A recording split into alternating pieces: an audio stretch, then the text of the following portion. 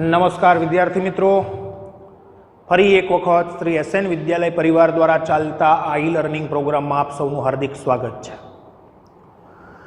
अर्थशास्त्रनु 15मुं chapter आगळ वधारता पहला तमने कहूं कि आपणे गया लेक्चर में उत्पादनना साधनोनी फाळवणी माटेनी मुख्य बे पद्धतिओ मैं तमने कीधी थी। एकनुं नाम हतुं बजार पद्धति, बीजानुं नाम हतुं समाजवादी पद्धति।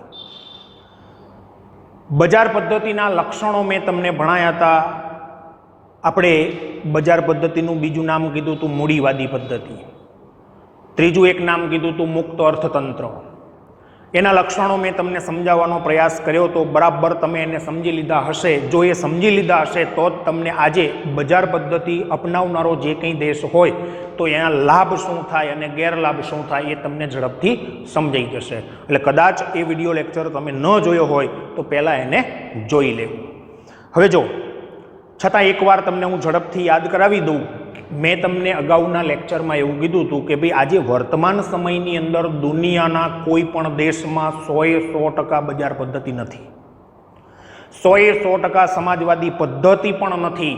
आज मिश्र अर्थतंत्र जोवा मळे ए तमने हूँ भणाईश त्यारे खबर पड़शे कि बजार पद्धतिना सारा लक्षण, समाजवादी पद्धतिना सारा लक्षण ए बधुं लई अने आजे दुनियाना देशो आयोजन करी रह्या छे। एटले मिश्र पद्धति छे, आपणे लास्ट में भणवानुं छे।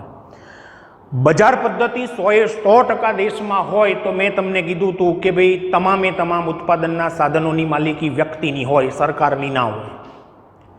दरेक लोकोनो हेतु एक ज होय, मने नफो वधु मळवो जोईए। ए ज रीते आर्थिक प्रवृत्ति करता होय, ए ज रीते उत्पादनना साधनो फाळवता होय।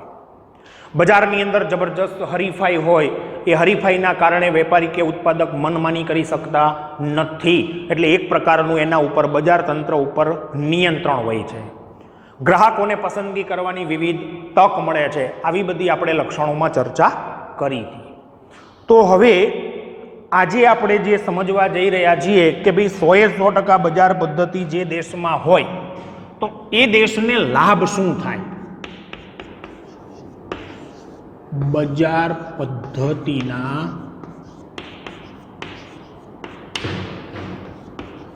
लाभ शुं। जो बजार पद्धतिनो एक लाभ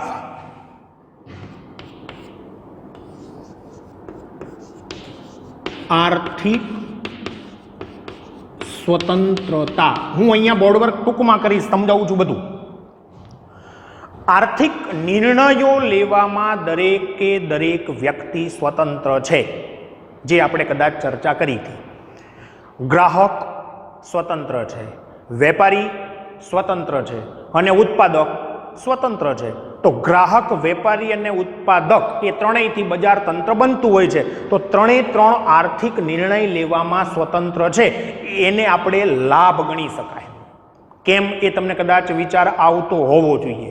तमे विचारो, सौथी मोटी वात ए छे के ऑल विश्व लेवले दरेके दरेक व्यक्ति ग्राहक छे। चलो, तमे कोई वेपारी तरीके वेपार करो छो, उत्पादक तरीके उत्पादन करी अने वेचो छो, एनो मतलब एवो नथी कि तमे ग्राहक नथी। ग्राहक दरेके दरेक व्यक्ति छे, कारण के एनी पोतानी जरूरियातनी तमामे तमाम वस्तु के सेवानुं उत्पादन कोई व्यक्ति करी सकतो नथी। मतलब एने कंईक ने कंईक वस्तु के सेवा खरीदवानी थती ज होय छे। तो ए बधा ग्राहक बन्या। हवे ग्राहक तरीके व्यक्तिओ स्वतंत्र होवा जरूरी छे के नथी? छे। तो बजार पद्धति दुनियाना जे देश में होय त्यां ग्राहको बधा स्वतंत्र होय, वेपारी स्वतंत्र, उत्पादक स्वतंत्र। पण हमणां मैं तमने शुं कीधुं, बधा ग्राहको छे ए रीते तमे विचारो तो ए लोको स्वतंत्र छे। ए देश माटे सारामां सारी बाबत गणी शकाय। एटले बजार पद्धतिनो पहेलो लाभ शुं? आर्थिक स्वतंत्रता जळवावी। मतलब दरेक व्यक्तिओ आर्थिक निर्णय लेवामां स्वतंत्र होय छे। बीजो लाभ छे उत्पादनना साधनोनो महत्तम अने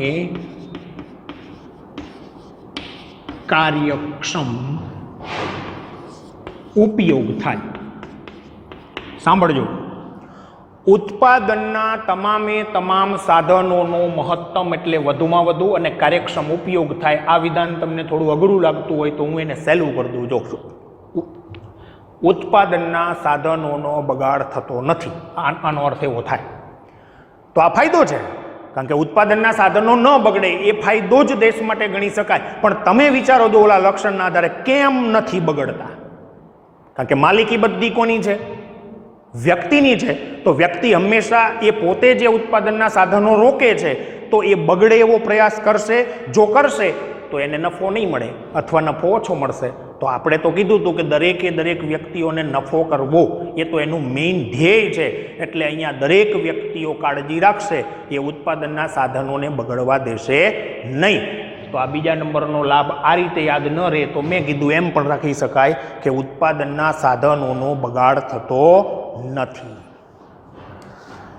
ત્રીજા નંબરનો બજાર પદ્ધતિનો લાભ છે વધુ ઉત્પાદન થાય છે. તો આ તો દેશ માટે સારી વસ્તુ છે કે વધુમાં વધુ ઉત્પાદન થવું. પણ તમને અહીંયા એ વિચાર આવવો જોઈએ કેમ થાય છે. આપણે સમજવા સાથે આ ટોપિક ભણવો છે. બાકી ગોખવો હોય તો સરળતાથી તમને હું ગોખાવી દઉં. બજાર પદ્ધતિમાં વધુમાં વધુ ઉત્પાદન થવું તો એ લાભ છે. તો આપણે ખાલી એ સમજવું છે કે વધુ ઉત્પાદન કેમ થાય છે. તો મેં તમને અગાઉ એ કીધું હતું માલિકી કોની? તો કે વ્યક્તિથી. એનો હેતુ શું? નફો કમાવાનો. નફો કમાવાની ઘણી બધી રીતો છે. તમને મેં સારામાં સારી રીત ગયા લેક્ચરમાં સમજાવી હતી. યાદ કરો બરાબર. શું હતું? તો એમાં એવી વાત આપણે કરી હતી કે તમે જે તે વસ્તુ કે સેવાનું ઉત્પાદન કરો એની ગુણવત્તા જાળવી રાખો, વાજબી ભાવ રાખો, વધુમાં વધુ ઉત્પાદન કરો, વધુમાં વધુ વેચાણ કરો. આ સારામાં સારી રીત છે. એટલે દરેક વ્યક્તિઓનો પ્રયાસ હંમેશા આ પ્રકારનો રહેવાનો. એટલે દેશની અંદર વધુમાં વધુ ઉત્પાદન થતું જવાનું. વધુ ઉત્પાદન થાય એટલે પુરવઠો વધે. પુરવઠો વધે તો સ્વાભાવિક તમે એના ઘણા બધા લાભ છે. પણ મુખ્ય લાભ તમને કહી દઉં, ભાવ પ્રમાણમાં કેવો રહેશે? નિયંત્રણ રહે. કારણ કે માંગ હોય એની સામે પુરવઠો વધુ થઈ ગયો એટલા માટે ભાવ નિયંત્રણમાં રહે છે. તો વધુ ઉત્પાદન થવું એ બજાર પદ્ધતિનો ત્રીજો લાભ છે. ચોથો લાભ, નવા સંશોધનો સતત થતા રહે છે. હવે તમે વિચારો છો કે દેશની અંદર કોઈ પણ ક્ષેત્ર હોય, પછી ખેતી હોય, ઉદ્યોગ હોય, શિક્ષણ હોય, આરોગ્ય હોય, ગમે એ ક્ષેત્રમાં કંઈક ને કંઈક નવું સંશોધન થવું, નવી ટેકનોલોજી આવવી. તો આ તો સારી વસ્તુ છે. દેશનો ઝડપી વિકાસ થશે. સમજાણું? પણ એ કેમ થાય છે? તો મેં તમને હમણાં કીધું એમ જ. શું? કારણ કે જો તમારે તમારી વસ્તુને બજારમાં વધુ વેચવી હોય તો શું કરવું પડે? તો તમારે ઉત્પાદનનો ખર્ચ ઘટે એવો પ્રયાસ કરવો પડે. તો એ ઉત્પાદનનો ખર્ચ ઘટે ક્યારે? ટેકનોલોજીની નવી પદ્ધતિ હોય તો. સમજાણું? જો હું તમને કહું, જૂની ટેકનોલોજીથી તમે ઉત્પાદન કરો અને કોઈ નવી ટેકનોલોજીથી ઉત્પાદન કરો, બે વચ્ચે ફેર શું? નવી ટેકનોલોજી મુજબથી તમે ઉત્પાદન કરશો તો એક ફાયદો થશે. જો ઓછા સમયમાં તમે વધુ ઉત્પાદન કરી શકશો, એ કદાચ એનો ગુણ હશે. નવી પદ્ધતિ, નવું યંત્ર, નવી ટેકનોલોજીનું. એટલે ઓછા સમયમાં વધુ ઉત્પાદન. બીજું, એમાંથી જે વસ્તુ ઉત્પાદિત થશે એની ગુણવત્તા કેવી હશે? શ્રેષ્ઠમાં શ્રેષ્ઠ હશે. તો આપણે જે જોઈએ છે એ પ્રકારનું એમાંથી આપણને મળી રહે છે. એટલે દરેકનો પ્રયત્ન હંમેશા કેવો રહેવાનો? કે કંઈક ને કંઈક નવું સંશોધન થતું જ રહેવાનું. એટલા માટે એ દેશનો અથવા બજાર પદ્ધતિ અપનાવનારા દેશનો એ શું ગણાય? લાભ ગણી શકાય. બીજું હું તમને અહીંયા કહું લાભ તરીકે, વસ્તુની ગુણવત્તા શ્રેષ્ઠ બને છે. કેમ? એ હવે તમને સમજાઈ જવું જોઈએ. માત્ર વસ્તુ નહીં, વસ્તુ હોય કે સેવા હોય એની ગુણવત્તા સારામાં સારી હોવાની. કારણ કે ગુણવત્તા જો નહીં હોય તો લોકો એને ખરીદશે નહીં. અને દરેકનો પ્રયાસ નફો કમાવાનો જો હોય તો હમણાં મેં તમને 2 વખત કીધું, નફો કમાવા માટે તમારે આ વાત સતત ધ્યાનમાં રાખવી પડશે કે તમે જે વસ્તુનું ઉત્પાદન કરતા હોય, જે સેવાનું ઉત્પાદન કરતા હોય એની ગુણવત્તા સારામાં સારી જાળવવી પડશે. તો બજાર પદ્ધતિમાં વસ્તુ કે સેવાની ગુણવત્તા શ્રેષ્ઠ બને છે. છેલ્લે આપણે એમ કહી શકીએ લાભ તરીકે કે દેશનો આર્થિક વિકાસ ઝડપી થાય છે. તો હવે આ બધું તમે જોયું તો એના ઉપરથી તમને થોડી ઘણી ખબર પડી જાય કે ભાઈ આ પ્રકારનું આયોજન જો દેશમાં રહેતું હોય તો આર્થિક વિકાસ ઝડપી થવાની શક્યતા વધી જાય છે. સમજાઈ ગયું? તો ફરીથી એક વખત ઝડપથી તમે જોઈ લો. બજાર પદ્ધતિનું બીજું નામ મૂડીવાદી પદ્ધતિ, ત્રીજું નામ મુક્ત અર્થતંત્ર. એના લક્ષણો અગાઉના લેક્ચરમાં જોયા હતા. બજાર પદ્ધતિના જે લાભ છે એ તમને હું અત્યારે શીખવાડ્યા અથવા સમજાયા. તો ફરીથી એક વખત જોઈ લો. બજાર પદ્ધતિ અપનાવનારો જે દેશ હોય તો એ દેશની અંદર શું જોવા મળે, લાભ હોય એ પ્રકારનું. તો એક દરેક વ્યક્તિઓ આર્થિક નિર્ણય લેવામાં સ્વતંત્ર હોય છે, આ લાભ. બીજું, ઉત્પાદનના સાધનોનો બગાડ થતો નથી. એ વાક્ય કદાચ તમને સહેલું પડશે તો એ બીજા નંબરનો લાભ. ત્રીજું, દેશમાં વધુમાં વધુ ઉત્પાદનો થાય છે. ચોથું, દેશમાં સતત કંઈક ને કંઈક નવી ટેકનોલોજી મતલબ નવા નવા સંશોધન થતા રહે છે.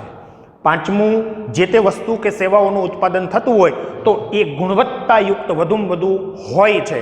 અને છેલ્લે એમ કીધું કે દેશનો આર્થિક વિકાસ ઝડપી બને છે. હવે સાંભળજો ખાસ, એક વાક્ય બોલું છું કે આ બજાર પદ્ધતિના આટલા બધા લાભ છે છતાં બજાર પદ્ધતિ સંપૂર્ણ નથી. હવે બજાર પદ્ધતિ સંપૂર્ણ નથી એટલે શું? તો એનો મતલબ એવો થાય કે આ બજાર પદ્ધતિમાં ખામી પણ રહેલી છે. ખામી મતલબ મર્યાદા, એટલે જ ગેરલાભ. તો હવે આપણે જે ચર્ચા કરવા જઈ રહ્યા છીએ કે આ પદ્ધતિના ગેરલાભ શું? બજાર પદ્ધતિના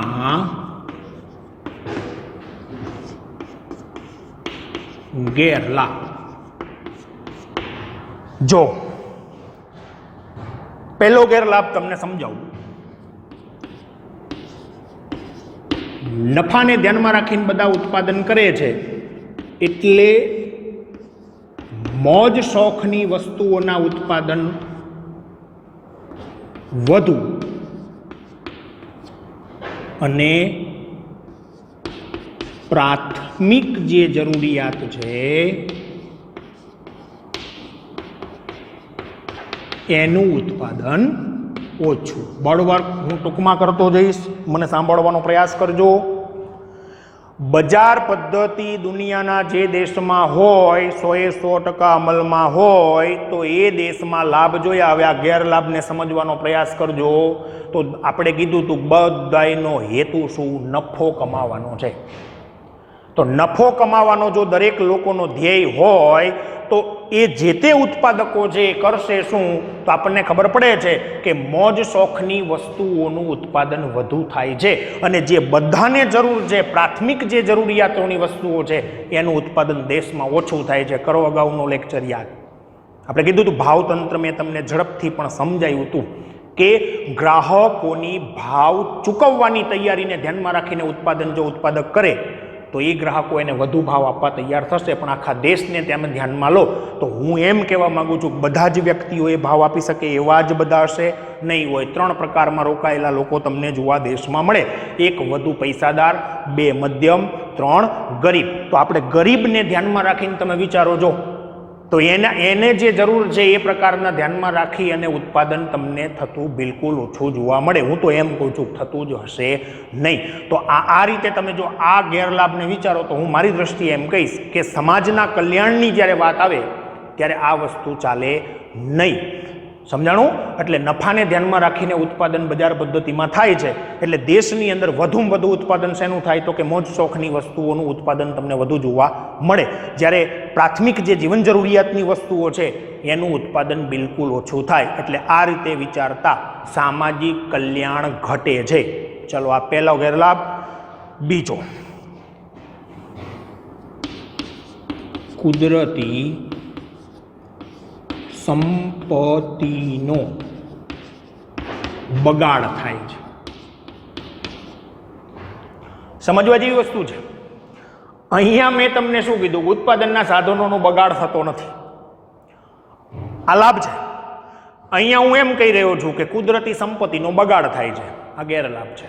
તમે સમજો, મારી માલિકીમાં કોઈ છે, કારખાનું છે કે સ્કૂલ છે કે દવાખાનું જે કંઈ હોય તે, મારે એમાં ઉત્પાદનના સાધનો રોકવા છે.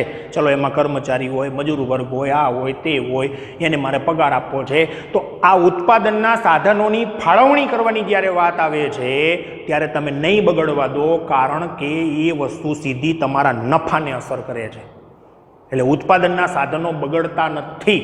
ચલો લાંબા ગાળે ફાયદો છે એટલે આપણે એને લાભમાં લીધો.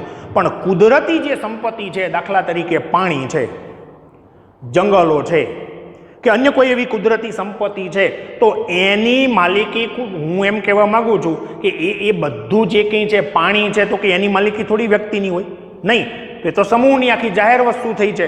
તો એ જે વસ્તુ છે એનો વ્યક્તિ ઉપયોગ કેવી રીતે કરે છે? વધુમાં વધુ બગાડયુક્ત વપરાશ કરતો તમને જોવા મળે. એટલે કુદરતી સંપત્તિનો બગાડ થવાની સંભાવના બજાર પદ્ધતિ અપનાવનારા દેશમાં વધુમાં વધુ હોય છે, પણ ઉત્પાદનના સાધનો જે છે એનો બગાડ થવા દેતા નથી. એટલે આ બે ક્રોસ વસ્તુ તમારે ખાસ ધ્યાનમાં રાખવાની કે ઉત્પાદનના સાધનો બગડતા નથી તો એ બજાર પદ્ધતિનો લાભ, અને કુદરતી સંપત્તિનો બગાડ થાય છે તો એ બજાર પદ્ધતિનો ગેરલાભ છે. ચલો ત્રીજો ગેરલાભ, ગ્રાહકોનું શોષણ થાય છે. સમજો કેમ? ગ્રાહકોનું શોષણ ઘણી બધી રીતે થઈ શકે. કોઈ વધુ ભાવ પડાવે, કોઈ વસ્તુ પેલા પૈસા પૂરેપૂરા આપે છે પણ એને હલકી ગુણવત્તાવાળી વસ્તુ આપે, અનેક પ્રકારે ગ્રાહકોનું શોષણ થઈ શકતું હોય છે. તો બજાર પદ્ધતિમાં ગ્રાહકોનું શોષણ થવાની સંભાવના વધુ કેમ? કારણ કે માલિકી બધી વ્યક્તિનો હેતુ વધુમાં વધુ નફો કમાવાનો છે. હવે હરીફાઈયુક્ત આખું વાતાવરણ છે. એક બાજુ આપણે એમ વિચારીએ કે બધા ગ્રાહકોનું શોષણ કરવાનો પ્રયત્ન નહીં કરે, પણ બીજી એક બાજુ આપણે વિચારવી એ પણ જરૂરી બને છે કે ઘણા એવા પણ ઉત્પાદકો હશે, એવા પણ વેપારીઓ હશે જે વધુમાં વધુ નફો કરવાના હેતુથી આ દિશામાં પણ પ્રેરાય છે. અને સ્વાભાવિક છે, આપણે એક ગયા લેક્ચરમાં કીધું હતું કે બજાર પદ્ધતિમાં માલિકી વ્યક્તિની સમાન લક્ષણોવાળી અનેક કંપનીઓની અઢળક વસ્તુ વેચાતી હશે. કીધું હતું ને મેં તમને પંખાનું ઉદાહરણ આપ્યું. XYZ વસ્તુ તમે લઈ શકો છો કે લક્ષણ સરખું હોય, કંપની અલગ અલગ કેટલીય બનાવતી હોય, તો એવા સમયમાં થાય શું? તો બજારમાં જેટલી વસ્તુ ઉપલબ્ધ હોય એ વસ્તુની સાચી, બિલકુલ સાચી કહી શકાય એવી તમામ પ્રકારની માહિતી ગ્રાહક પાસે કદાચ હોતી નથી. એટલે ગ્રાહકોનું શોષણ થવાની સંભાવના વધી જાય છે. આ ગ્રાહક શોષણ શું છે, કેવી રીતે એનું શોષણ થાય, આ બધું મારે તમને ભાવ વધારો અને ગ્રાહક જાગૃતિ નામનું જે ચેપ્ટર આપણે ભણવાનું છે અર્થશાસ્ત્રમાં જ, એ વખતે હું તમને વિશેષ ઉદાહરણ દ્વારા સમજાવવાનો પ્રયત્ન કરીશ. પણ અત્યારે તમે ખાલી અહીંયા બજાર પદ્ધતિના ગેરલાભ તરીકે આ વસ્તુ યાદ રાખી લો કે બજાર પદ્ધતિમાં ગ્રાહકોને બજાર તંત્ર વિશેનું પૂરેપૂરું જ્ઞાન હોતું નથી, મતલબ વસ્તુ કે સેવા અંગેનું, એટલે એનું શોષણ થવાની સંભાવના વધી જાય તો એ દેશ માટે નુકસાન કરતા છે. બીજું, મજૂરોનું શોષણ થાય છે. જે તે ક્ષેત્રમાં કામ કરતા મજૂર હોય, પછી કારખાનામાં હોય, ખેતીમાં હોય કે ગમે અહીંયા, મજૂરોનું શોષણ થાય છે. કેમ થતું હશે? તો તમને હવે તો ખબર પડી જ દેવી જોઈએ કે માલિકી વ્યક્તિની છે, નફો કમાવાનો બધાનો ધ્યેય છે, તો એના અહીંયા કામ કરતા જે મજૂર વર્ગના તે લોકો હશે એને વધુમાં વધુ પગાર આપવાનો પ્રયત્ન કરશે? નહીં કરે તો એ શું થયું? એક પ્રકારનું થયેલું એનું શોષણ છે. એટલે એ પણ ગેરલાભ. બીજું, ઇજારાશાહીનું દૂષણ જોવા મળે છે. હવે ઇજારાશાહીનું દૂષણ શું છે? ઇજારાશાહી કોને કહેવાય? જો આના માટે એક બીજો શબ્દ વપરાય છે, એક હથ્થું ઉત્પાદન. ચલો કદાચ એ શબ્દ પણ તમને અઘરો પડતો હોય તો તમને સમજાય ને એવી રીતે કહું કે ઇજારાશાહી કહેવાય કોને. સાંભળો બરાબર. કોઈ પણ વસ્તુ કે સેવાના ઉત્પાદનમાં અને વેચાણમાં એકાધિકાર ધરાવતા હોય એને ઇજારાશાહી કહેવાય. સમજાણું? હું એમ કહેવા માંગુ છું, તમને ઉદાહરણ આપું, એક સમયે કોલગેટ કંપનીની ઇજારાશાહી હતી. મતલબ હવે તમને થોડી ઘણી લાઇટ થઈ જવી જોઈએ. અરે ગ્રામ્ય લેવલ સુધી તો એમને એમ જ હતું ગામડાના લોકોને કે ભાઈ દાંતે ઘસવાની ટ્યુબ એટલે કોલગેટ. કોઈ પણ માન લો કે કરિયાણાની દુકાને જઈને કે મેડિકલ સ્ટોરમાં જઈને કે અન્ય દુકાને જઈને એમ કે ભાઈ કોલગેટ આપો, દુકાનદાર અથવા વેપારી એને બબુલ ટૂથપેસ્ટ આપી દે, અન્ય કોઈ ટૂથપેસ્ટ આપી દે તો એ સહજ સ્વીકારી લેતો, કારણ એને ખબર જ નહોતી કે આ કોલગેટ કંપની છે. સમજાણું કે નહીં? એ જ રીતે નાવાના જે સાબુઓ છે, લક્સ જે સાબુ આવતો એની એક સમયે જબરજસ્ત ઇજારાશાહી હતી. આ જ રીતે કે ભાઈ લક્ષ સાબુ આપો, ચલો સપોઝ વેપારીએ એને નીરમાં આપી દીધો તો સામે એ એમ નહોતો કહેતો કે આ નીરમાં છે, આ લક્ષ નથી, એ લઈ જ લે, એને એમ કે નાવાનો સાબુ એટલે લક્ષ. તો અત્યારે બજાર તંત્રની અંદર તમને ઘણી બધી એવી વસ્તુનું ઉત્પાદન કરતા અથવા ઘણી સેવાઓનું ઉત્પાદન કરતા તમે ઘણી વખત જુઓ જ છો. જુઓ છો ને કે અમુક ડૉક્ટરો છે જબરજસ્ત વખણાઈ જાય, અમુક સ્કૂલો છે જબરજસ્ત વખણાઈ જાય, અમુક વસ્તુઓનું ઉત્પાદન જબરજસ્ત વખણાઈ જાય. એનો મતલબ શું કે એવી વસ્તુ કે એવી સેવા અન્ય ઘણા બધા બનાવે છે, પણ એ લોકોના વેચાણ કરતાં તમારું વેચાણ જબરજસ્ત વધુ છે. આને કહેવાય ઇજારાશાહી. તો ઇજારાશાહી હોવી એ ગુનો નથી, પણ એ દૂષણ બને છે એ ગુનો છે. હવે ઇજારાશાહીનું દૂષણ બનવું એટલે શું? દાખલા તરીકે આપણે કોઈ વસ્તુનું ઉત્પાદન કરીએ છીએ, આપણે જે વેચીએ છીએ એવા જ લક્ષણો ધરાવતી અન્ય વસ્તુ કે સેવા બીજા પણ ઘણા બધા વેચે છે, પણ એની બિલકુલ ઓછી આપણી વધુમાં વધુ વેચાય છે. આવા સમયમાં કેટલાક ઉત્પાદકો કે એના માલિક કે નિયોજકો શું કરી શકે છે? તો ગ્રાહક તરીકે લોકોને ખબર પણ ન પડે એ રીતે થોડી ગુણવત્તા ઘટાડીને પણ વધુ નફો લઈ શકે છે. વધુ એને ખર્ચ વધતો નથી ઉત્પાદનનો, છતાં એ ભાવ વધારી દે છે અને ગ્રાહકોનું શોષણ કરવાનો પ્રયત્ન કરતા હોય છે. અને એટલે કીધું છે કે ઇજારાશાહીનું દૂષણ આ પદ્ધતિમાં તમને વધુ જોવા મળે છે. છેલ્લો એક ગેરલાભ તમને કહું, અસમાનતા વધુ હોય છે. શેની? આવક અને સંપત્તિ બેયને. આખું ચિત્ર તમે એના લક્ષણો જોયા, લાભે જોયા, વારંવાર ચર્ચાઈ કરી, તમને કદાચ એ દિશા પકડાઈ ગઈ હશે કે બજાર પદ્ધતિમાં બધું વ્યક્તિઓનું છે, ભાવ ચૂકવવાની તૈયારીને ધ્યાનમાં રાખીને ઉત્પાદન થાય છે. એટલે ટૂંકમાં હું તમને એમ કહી દઉં કે બજાર પદ્ધતિ અપનાવનારા દેશમાં તમને વધુમાં વધુ એવું જોવા મળશે શું કે મોટાભાગની આવક અને મોટાભાગની સંપત્તિ બહુ જ ઓછા લોકો પાસે હોય છે. આને કહેવાય આવક અને સંપત્તિની અસમાનતા અતિ વધુ જોવા મળે છે. તો આ હતી બજાર પદ્ધતિ. અને આપણે આગળ દેશના ઉદાહરણે આવ્યા હતા કે ભાઈ અમેરિકા, જાપાન જેવા દેશોએ આ પદ્ધતિથી વિકાસ કર્યો હતો. પણ મેં તમને વારંવાર કીધું છે કે વર્તમાન સમયની અંદર 100% બજાર પદ્ધતિથી ઉત્પાદનના સાધનો ફાળવવામાં ક્યાંય આવતા નથી. સમજી ગયું? એટલે ધ્યાન રાખજો, જો પરીક્ષામાં આ પ્રશ્ન બહુ જ અગત્યનો કદાચ સાબિત થશે. બજાર પદ્ધતિ, બીજું નામ મૂડીવાદી, એટલે એ શબ્દથી કદાચ પૂછાય કે મૂડીવાદી પદ્ધતિના લક્ષણો જણાવો. ત્રીજો એક નામ હતું મુક્ત અર્થતંત્ર. એટલે ત્રણેય શબ્દ તમારે યાદ રાખવા પડે છે.